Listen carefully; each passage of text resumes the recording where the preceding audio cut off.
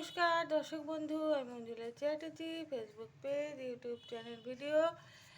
আমরা এনাকে কি বলি? মারুতি, নয়তো হনুমানজি বা বজরংবলী।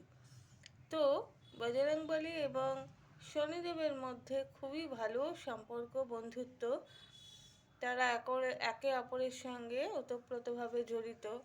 তো আমরা যদি প্রত্যেক মঙ্গলবার লাল জবা হনুমানজিকে অর্পণ করি তো আমাদের খুব ভালো হয়। যে কোনো বিপদ আপদ থেকে আমরা রক্ষা পাই। হনুমানজি বা মারুতি উনি রক্ষা করেন।